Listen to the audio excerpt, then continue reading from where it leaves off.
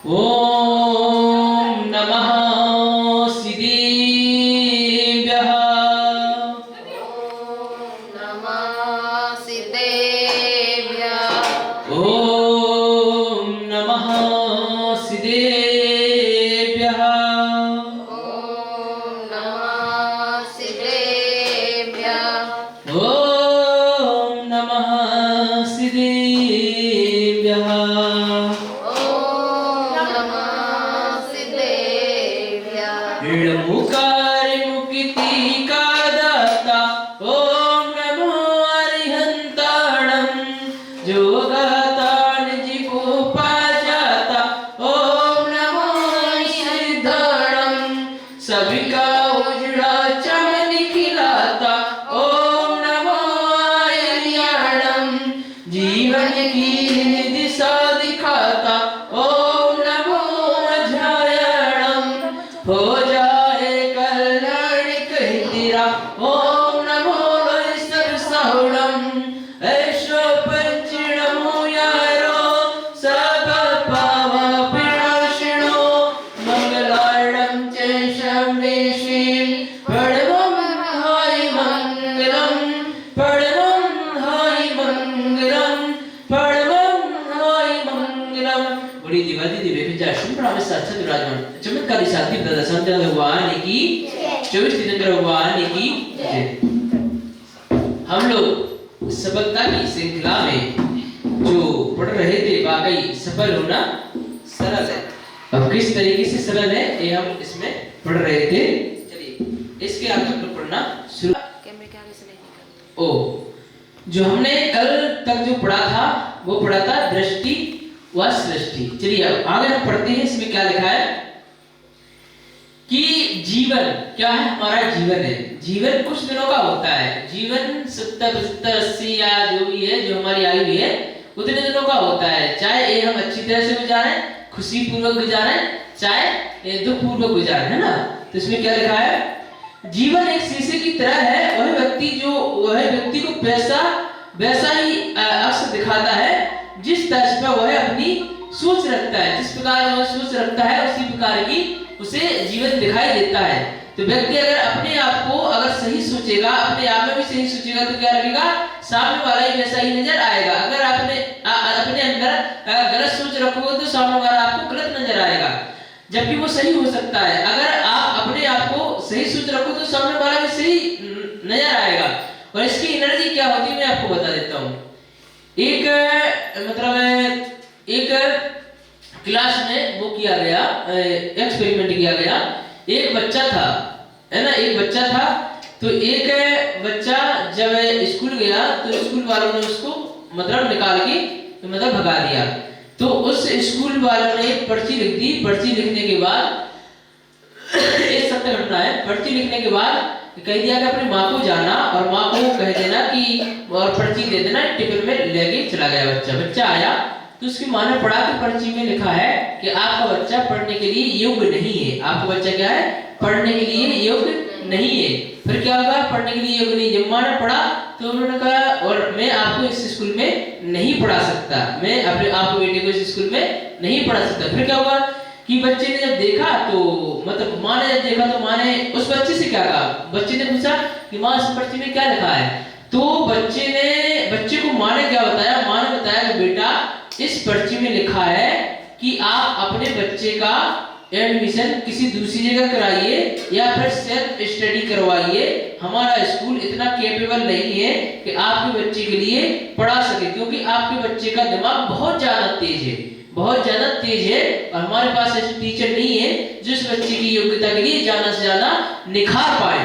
तो उस बच्चे के अंदर क्या है कि मैं इतना टैलेंटेड हूँ जबकि उसमें लिखा दूसरा था। उसकी माँ ने क्या कहा दूसरा कहा। फिर उसने अपनी पढ़ाई स्टार्ट करके सबसे बड़ा वैज्ञानिक बना था। वो नाम याद नहीं आ रहा अभी है ना। सबसे बड़ा वैज्ञानिक बना। तो मतलब क्या होगा जैसी सोच वैसा कार्य हो जाता है। तो उसने अपने मन में क्या सोच लिया कि मैं बहुत ज्यादा इंटेलिजेंट हूँ। तो क्या हो गया इंटेलिजेंट। इस प्रकार हम दूसरों के प्रकार होते हैं। अगर दूसरे के प्रकार हम अच्छा सोचेंगे, अगर वो खराब भी होता है तो ऑटोमेटिक अच्छा हो जाता है ना, ये इसका सिद्धांत होता है। और अगर हम दूसरों के बारे में अगर खराब सोचेंगे तो वो अच्छा भी होता है तो खराब हो जाता है। ये लॉ ऑफ अट्रैक्शन का सिद्धांत होता है। अगर जैसे अपन कई बार सोचते हैं कि हमारी ये चीज घूम ना जाए, पता चलता घूम गई, क्या चला, वो घूम गई, ये गलत हो जाए क्योंकि आप नेगेटिविटी को बुलावा दे रहे हो। इसी प्रकार से लिखा गया है कि जीवन एक शीशे की तरह है, वह व्यक्ति को वैसा ही अक्स दिखाई देता है जिस तरह से उसकी सोच रखता है। वह दुनिया और उसका सच ताबूत में रखे उस शीशे की ही तरह है जो प्रत्येक व्यक्ति की उसके अंदर के सच व शक्ति का एहसास कराता है। यह हर कोई दुनिया बदलने की सोचता है लेकिन कोई भी अपने आप को बदलने की नहीं सोचता है। ध्यान रखना, सभी देशवासियों के लिए ज्ञान धर्म गुरुकुल के माध्यम से मतलब संदेश दे रहे हैं या फिर निवेदन कर रहे हैं कि अपने आप को अगर हम बदलेंगे तो दुनिया बदल जाएगी। अगर हम अपने आप को बदलने की कोशिश नहीं करेंगे, हम अपने आप को सिर्फ सही मानेंगे तब गलत हो जाएगा। जैन धर्म एकांतवाद नहीं है, अनेकांतवाद है। इसका मतलब क्या है? एकांतवाद और अनेकांतवाद का मतलब होता है कि हर कोई अपनी अपनी जगह पर सही है, बस उसे समझने की जरूरत है। जैसे कोई एक व्यक्ति है और उसका बेटा उस व्यक्ति को कहता है कि पापा है, क्या कहा, ये पापा है, तो उसकी दृष्टि से पापा सही है। लेकिन उस व्यक्ति का भाई है और भाई कहेगा कि नहीं ये भाई है, भाई कहेगा कि नहीं ये भाई है, तो उस भाई की दृष्टि से वो भाई हुआ, ठीक है ना। और कोई अगर उसका भांजा है, भांजा कहे नहीं ये तो मामा है, क्या कहे, वो कहेंगे नहीं ये तो मामा है, और फिर वो तो उसकी दृष्टि से, भांजे की दृष्टि से क्या हो गया, मामा हो गया। तो अगर वो तीनों आपस में लड़ने लगे और कहने लगे कि नहीं ये तो मेरा भाई है, सिर्फ भाई ही है, पापा नहीं है, मामा नहीं है, तो ये गलत हो जाएगा। क्या हो जाएगा? ये गलत हो जाएगा। उसी प्रकार जितने भी धर्म है अपने अपने अलग अलग धर्मों की प्रधानता है और सब धर्मों का सम्मान करना चाहिए, ये हमारा परम कर्तव्य है। उसी प्रकार अनेकांतवाद है। तो इसमें क्या लिखा गया है?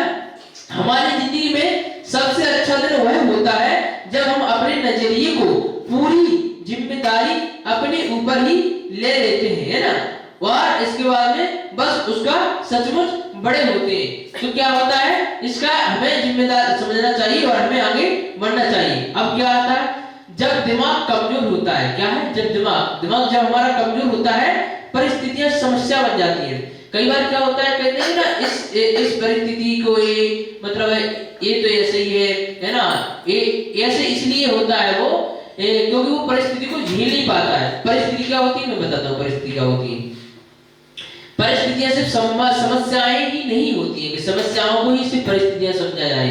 एक 10th या 12th क्लास का या ग्रेजुएशन का बच्चा है, ये स्कूल या कॉलेज में कुछ सवाल समझाया जा रहा है, वो उसकी परिस्थिति हो गई, क्या होगी, वो उसकी परिस्थिति होगी। उस परिस्थिति में अगर उस सवाल को नहीं समझ पाया तो क्या हो गया, परिस्थिति को झेल नहीं पाया, क्या हो गया, परिस्थिति को झेल नहीं पाया, है ना।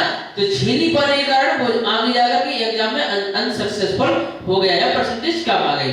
दूसरी परिस्थिति, समय है कब, परीक्षा का समय नजदीक है ना। समय पढ़ाई के लिए ज्यादा से ज्यादा चाहिए, वो भी पढ़ाई समय के लिए ज्यादा से ज्यादा चाहिए के बाद ध्यान भी ज्यादा से ज्यादा चाहिए, और वो परिस्थिति होगी। अब परिस्थिति अगर वो नहीं झेल पाता है तो क्या होगा, अनसक्सेसफुल हो गया। उसी प्रकार सर्दी का मौसम है, सर्दी के मौसम में आपको कार्य करना है, कार्य करने के लिए आप आलस कर गए, आलस करने के बाद आपने दिन की छुट्टी कर ली या फिर दिन भर काम नहीं किया, वो परिस्थिति है कि हाँ भैया सर्दी है, वो आपकी परिस्थिति है। ये परिस्थिति को आप झेल नहीं पाए, इसका क्या हो गया, वो रीजन हो गया कि आप इस परिस्थिति को झेल नहीं पाए और आपने अपना खुद का लॉस करा लिया। इसी प्रकार होता है जब कोई व्यक्ति बीमार पड़ता है तो मतलब बीमार ऐसे नहीं पड़ता है, उसके पहले कुछ समस्याएं आती है या फिर तनाव हो सकता है। कुछ चीजें ऐसी होती है जैसे तनाव होता है तो मतलब अपना जीवन की आयु को कम करता है, जीवन की आयु को कम करता है, और एसिडिटी बढ़ाता है, मतलब जो गैस आदि होती है वो बढ़ाता है। यदि क्रोध होता है, क्रोध हमारे शरीर में जो ब्लड होता है, ब्लड सर्कुलेशन होता है, तो उसमें कई जगह दाग धब्बे छोड़ देता है जिसके कारण हम बीमार पड़ते हैं। तो ये सोच के यार आपने बहुत सारी बीमारियां हैं, वो किसी दिन मैं समझाऊंगा, है ना। तो मेरे कहने का मतलब क्या होगा कि परिस्थिति परिस्थितियां जो होती है उनको झेलना हमारी क्या है, वो होगी समझदारी। अगर परिस्थितियों को हम नहीं झेल पाते तो मूर्खतापूर्ण व्यवहार या मूर्खताई हो जाएगा। अब तीसरी परिस्थिति क्या होती है, बारिश का मौसम है, हमें कहीं पे जाना है, या फिर ड्यूटी पे जाना है, या फिर कहीं पे जाना है। अगर परिस्थिति है कि हाँ बारिश हो रही है, उसमें अगर कोई व्यक्ति बहाना बना के बैठ जाएगा, बारिश हो रही है इसलिए नहीं जा पाए, ऐसा वैसा है वो, तो परिस्थिति को झेल नहीं पाए। मेरा परिस्थिति से मतलब है छोटी छोटी परिस्थितियां भी परिस्थितियों में आती है, छोटी छोटी समस्याएं भी परिस्थितियों में आती है, तो समस्या नहीं कहलाती है। चलिए आगे क्या गया, जब दिमाग कमजोर होता है, जब हमारा दिमाग कार्य नहीं करता है, तब समस्या या परिस्थितियां बड़ी बन जाती है ना। जब दिमाग स्थिर होता है, मतलब एकाग्रचित होता है, तो परिस्थितियां चुनौती बन जाती है। चुनौती का मतलब होता है कि कुछ लोग होते हैं जिन्हें टास्क में बड़ा मजा आता है, कुछ लोग होते हैं कि छोटा मोटा कार्य करने में उन्हें आनंद ही नहीं आता, उन्हें बड़े बड़े कार्य करने में आनंद आता है। जब तक कोई कठिन कार्य ना करे, जब तक कोई उसके अगले लेवल का कार्य नहीं करे, तो बड़ी दिक्कत है। जैसे मैं अपनी एक छोटी सी बात बताऊं, जैसे अगर मैंने बच्चों को एक लेवल पर पहुंचा दिया, तो उससे आगे लेवल तक पहुंचाने का मेरा प्रयास रहता है कि आगे लेवल तक पहुंचाए और इससे बड़ा टास्क दिया जाए। उससे बड़े टास्क देने में मुझे भी परेशानी होती है, बच्चों को भी परेशानी होती है, क्योंकि उसको झेलना, प्लस सिखाना, प्लस करवाना, प्लस करना, तो उसमें हाथ पैर दर्द करना, मतलब काफी सारी चीजें होती है। तो उसमें टास्क जब बड़ा होता है और उसको जब कर लेते हैं तो इतनी अत्यंत खुशी प्राप्त होती है, बहुत ज्यादा खुशी प्राप्त होती है। अपने आप को खुद को अलग अलग टास्क देते हुए आगे बढ़ाएंगे तो काफी जगह बढ़ जाएंगे। दुनिया की परवाह मत कीजिए, दुनिया तो तब भी कुछ करेगी जब आप कुछ भी नहीं करोगे। दुनिया जो आप करेगी वो सिर्फ दुनिया देखेगी, सहायता कोई नहीं करेगा। ध्यान रखना इस चीज का, सहायता कोई नहीं करेगा, सिर्फ देखेगा। हाँ सलाह जरूर दे सकता है, सलाह देगा और इधर उधर की बातें करेगा, नेगेटिविटी फैलाएगा, है ना, ताकि आपकी ऊर्जा खुद की कम हो जाए। लेकिन तरक्की जब आप कर रहे होते हैं ना, तो ये चीजें आती है, और तरक्की में अगर रोड़ा बनना हो तो उस चीज को आप प्रधानता दे सकते हैं। अदरवाइज क्या है कि अगर हमें खुद को आगे बढ़ना है तो टास्क क्या लिखा है ना, जब दिमाग स्थिर होता है तो परिस्थितियां चुनौती बन जाती है। जीवन में कई सारी चुनौतियां होती हैं, एक चुनौतियां नहीं होती है, बहुत सारी चुनौतियां होती है। जब कोई व्यक्ति आगे बढ़ रहा होता है तो पीछे खींचने वाले भी आ जाते हैं, वो भी एक चुनौती है ना। और कई जगह पर अगर हमारे पास पैसा नहीं है और पैसा नहीं है, पैसे की तंगी है, तो वो भी एक चुनौती हो गई, है ना। कई बार बीमार पड़ जाते हैं तो बीमार पड़ने के बाद जो चुनौती होती है वो भी होती है। कई बार समाज से रिलेटेड चुनौतियां हो जाती है, कई बार पड़ोसी, मतलब कई सारी चुनौतियां होती है आने जाने में, कई सारी बहुत सारी। तो क्या है, जब दिमाग स्थिर रहता है, मतलब दिमाग हमारा एकाग्र रहता है, तो परिस्थितियां चुनौती बन जाती है, मतलब चुनौती या टास्क बन जाती है। उन टास्क को फेस करने में बड़ा आनंद आता है। और फिर अगला क्या है, जब दिमाग मजबूत होता है, क्या है, जब दिमाग मजबूत होता है तो परिस्थितियां अवसर बन जाती है।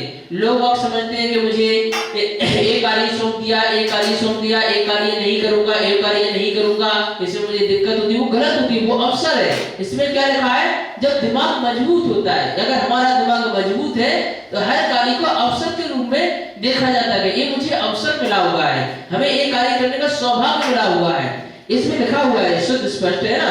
तो हमें दिमाग को मजबूत बनाना है, पॉजिटिव की ओर जाना है, ना कि हमें नेगेटिव की ओर जाना है। अगर पॉजिटिव की ओर जाएंगे तो हम भी आगे बढ़ेंगे, समाज और लोग बाग भी आगे बढ़ेंगे। अगर ऐसा नहीं होता है तो सबके सब क्या आएंगे, नीचे पायदान पे आने शुरू हो जाते हैं। दिमाग को हमें मजबूत बनाना है। और आगे क्या कहा गया है, कई बार हम अनुपलब्ध, मतलब जो हमारे पास वस्तु नहीं है, जो हमारे पास वस्तु नहीं है, कई बार हम अनुपलब्ध वस्तु को अपनी असफलता की शिकायत से जोड़ते हैं। अनुपलब्ध का मतलब क्या हुआ, कई बार क्या होता है कि हमारे रिलेटिव या किसी के पास गाड़ी आ गई है ना, या फिर मकान बन गया है ना, मकान बन गया, गाड़ी आ गई, तो हम सोचते हैं कि हमने नहीं ये करवा पाया या हम पीछे रह गए। ये गलत होगा, ये शिकायत करना गलत होगा, ऐसा नहीं होता है, ये गलत होगा। क्या है, हर सफलता को किन्हीं निश्चित सुविधाओं या परिस्थितियों के दायरे से देखने की आदत बना लेते हैं। लोग समझते हैं कि जिसके पास जितना पैसा है उतना सफल है, वो गलत हो जाएगा। वो उतना सफल नहीं माना जाता है, सफल माना जाता है आत्मसंतुष्टि, मन की संतुष्टि के लिए, है ना। तो समस्त देशवासियों से मैं इस रिकॉर्डिंग के माध्यम से कहना चाहूंगा कि वास्तव में सफलता किस चीज में है, आत्मसंतुष्टि में है। प्रत्येक व्यक्ति को और खुश रहने में, ये जीवन हमें कुछ दिनों का मिला है, इस जीवन को कुछ दिनों में हमें हंसी पूर्वक है ना, मेल मिलाप करके, प्लस दूसरों की मदद करके, प्लस अपने आप को और पॉजिटिव वाले रास्ते पे ले जा करके, मतलब तरक्की के रास्ते पे ले जाने में ही सार्थकता है। इसका मतलब ये नहीं कि अगर दूसरे के पास पैसा जाना है तो हम अनसक्सेसफुल है, ये गलत होगा। इसमें क्या होगा कि आपके अंदर दुख पैदा होगा। यदि हम हर समस्या को नवीनता से देखें, नवीनता का मतलब होता है नएपन से देखें, अगर हम हर समस्या को नवीनता से देखें तो हर जगह सैकड़ों अवसर पा सकते हैं। नवीनता से देखने का मतलब है अगर हम हर समस्या को और समस्या की तरह ना देखें, कुछ परिस्थितियां होती है इसे अवसर के रूप में देखें। जैसे एक बच्चा है, स्कूल में है, स्कूल में वो दयनीय अवस्था है और मतलब माइंड से थोड़ा कमजोर है, उसे पढ़ाया नहीं है, लिखाया नहीं है, तो उसका दिमाग इतना तेज नहीं है। अगर उसको टीचर या गुरुजन डांटते हैं, फटकारते हैं, तो उसे अपने आप में ये समझना चाहिए कि ये हमें अवसर मिल रहा है। क्या मिल रहा है? अवसर मिल रहा है। अगर ये नहीं डांटेंगे, नहीं फटकारेंगे तो हम आगे नहीं बढ़ पाएंगे, हम सीख नहीं पाएंगे। तो वो समस्या नहीं है, क्या है, वो चुनौती हो सकती है। और क्या है, नवीनता से देखें तो सैकड़ों जगह अवसर पा सकते हैं। और क्या लिखा गया है? कुछ कर गुजरने के लिए मौसम नहीं मन चाहिए। कुछ कर गुजरने के लिए मौसम नहीं मन चाहिए, साधन सभी जुट जाएंगे, संकल्प का धन चाहिए। इसका मतलब क्या है कि साधन अपने आप बन जाते हैं अगर हमारे अंदर दृढ़ शक्ति हो। मैं आपको बता देता हूं, जब मैं नैनागिरी गुरुकुल में पढ़ता था तो नैनागिरी गुरुकुल में एक बच्चा ऐसा था कि उसके पेरेंट्स की भी आर्थिक स्थिति कमजोर थी और वो जब आया था तो पढ़ने में तो होशियार था, लेकिन मतलब आर्थिक स्थिति कमजोर होने की वजह से वो लिमिटेड कॉपी किताब आदि खरीद पाता था। पुरानी किताबें थी उसके पास, पुरानी किताब में स्टार्टिंग से 2-4 पन्ने गायब रहते थे उसके, मतलब स्टार्टिंग वाला पार्ट। तो वो क्या करता, दूसरों की किताब लेकर के उस पार्ट को प्रॉपर याद कर लेता था परमानेंट के लिए। पहला या दूसरा पार्ट जो गायब रहते थे तो दूसरों की किताब लेकर के परमानेंट के लिए याद कर लेते, फिर वो कभी भूलता नहीं था। और ये कार्य वो स्टार्टिंग में ही करता था। मैं 4 साल पढ़ा हूं मैं। तो मेरे कहने का मतलब देता हूं कि जो मतलब लोग आगे बढ़ने के लिए होते हैं वो अवसर खुद ढूंढते हैं कि हम क्या क्या कर सकते हैं, किस तरीके से आगे बढ़ सकते हैं। कोई सलाह दे या ना दे, उनके लिए भी किसी ने सलाह दी थी, उस बच्चे को भी किसी ने सलाह दी। तो उनके जो बड़े पापा थे वहीं पर रहते थे, तो उन्होंने सलाह दी कि बेटा ऐसा करो कि किताबें वार्ते हैं नहीं है, तो अब नई किताबें तो बहुत महंगी आ रही हैं, तो आप ऐसा करो किसी दूसरी किताब लेके उसको ना याद ही कर डालो। तो उसने ऐसा ही किया। तो अगर वो ये जिद करता कि नहीं मुझे तो नई किताबें चाहिए, इसमें पढ़ना नहीं है, ये नहीं है, वो नहीं है, तो नेगेटिव की ओर चला जाता, वह फिर आगे नहीं बढ़ पाता। आज जो है 45,000 रुपए पर मंथ की जॉब कर रहा है। क्यों? क्योंकि उसने उस परिस्थिति को झेला है जिस परिस्थिति में वह व्यक्ति आगे बढ़ा है, अच्छा टैलेंटेड व्यक्ति बना और अपनी बलबूते पे मतलब 12th क्लास करने के बाद खुद कमाई का जरिया उसने बना लिया था। और धीरे धीरे जितने भी कमाई का पैसा आया तो उसने खुद अपनी पढ़ाई में लगाया, प्लस उसने अपने भाई मतलब छोटे भाई की पढ़ाई में भी पैसा लगाया। उसने अपने छोटे भाई को ही पढ़ाया, छोटे भाई को पढ़ा करके आज वह गवर्नमेंट की पटवारी जॉब पर है ना, और खुद प्राइवेट कंपनी में अच्छी जॉब कर रहा है। तो मेरे कहने का मतलब यह है कि जरूरी नहीं कि तुम्हारे पास असुविधाएं हैं तो हम आगे नहीं बढ़ सकते हो, आगे बढ़ सकते हैं, लेकिन आगे बढ़ने के लिए सही विचार प्लस संकल्प चाहिए, समझते हैं तब आगे बढ़ सकते हैं। इसमें लिखा है साधन सभी जुट जाएंगे। साधन का मतलब होता है निमित्त। उनके बड़े पापा उनमें निमित्त बन गए है ना। और इसके बाद में कई जगह ऐसी गुरुकुल आदि भी है जहाँ पर जैसे हस्तनापुर जैन गुरुकुल है, वहाँ पर कोई फीस नहीं है ना। तो अगर बच्चा पढ़ने वाला होता है तो ऐसे गुरुकुल में डाल देते हैं है ना, और भी कई सारी चीजें। तो फिर साधन सभी मतलब निमित्त सभी जुट जाएंगे। क्या है? संकल्प का धन चाहिए, मतलब हमें आगे बढ़ने का संकल्प चाहिए। जब अवसर की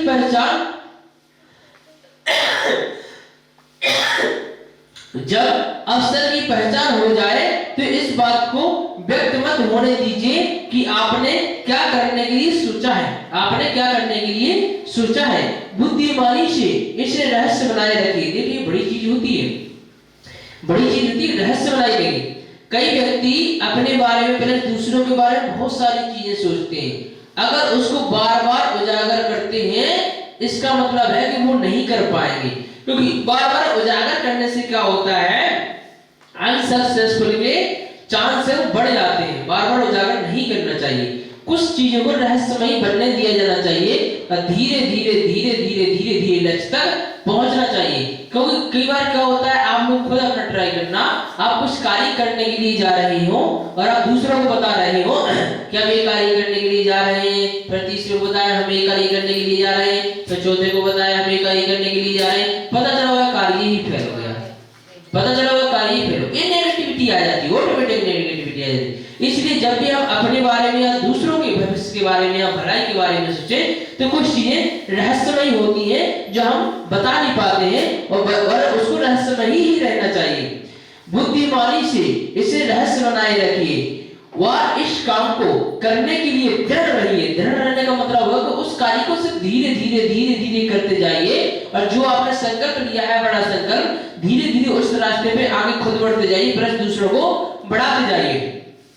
दृढ़ रहिए, नहीं तो आपका राजदार ही आपसे अवसर छीन लेगा। आपका राजदार का मतलब होता है जिनके लिए आप बार बार राज बता रहे हैं अपना कि हम ये करने वाले हैं, ऐसा करने वाले हैं, वैसा करने वाले, पता चला उसने ही आपका जो हक है, जो अवसर है, वह छीन लिया और आप देखते ही रह जाओगे। मैं आपको एक साक्षात उदाहरण दिखा रहा हूं, है ना।